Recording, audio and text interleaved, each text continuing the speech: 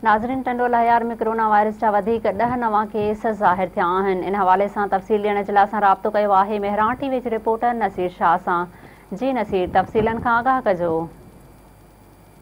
नाज़रीन के ॿुधाईंदा हलूं त ज़िले टंडोलार में कोरोना जा जेके केस रोज़ानी जी बुनियादनि ते वधजण लॻा। अॼु नवा 10 केस पॉज़िटिव अचण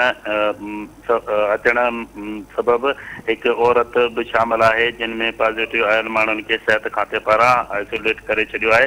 गुज़िरियल ॾींहुं कोरोना में मुब्तला माण्हुनि सां गॾु रहंदड़नि जा सैंपल वरिता विया हुआ। उन हवाले सां टंडोलार में लोकल ट्रांसमिशन जा केस तेज़ीअ सां वधजण लॻा। टंडोला ज़िले में 10 नवा केस ज़ाहिर थियण सबबि मौजूदा केसनि जो अंगु 66 थी वियो हलियो आहे, जॾहिं त ज़िले टंडोलार में टोटल 94 केस ज़ाहिर थिया आहिनि, जिन मां 28 बाज़ियाब 28 ॼणा जेके आहिनि सिहतयाब थी विया आहिनि हलिया, जंहिंमें बाक़ी 66 केस रहिया आहिनि। जॾहिं त ज़िले टंडोलार में कोरोना सबबि तेज़ीअ सां केस वधी रहिया आहिनि,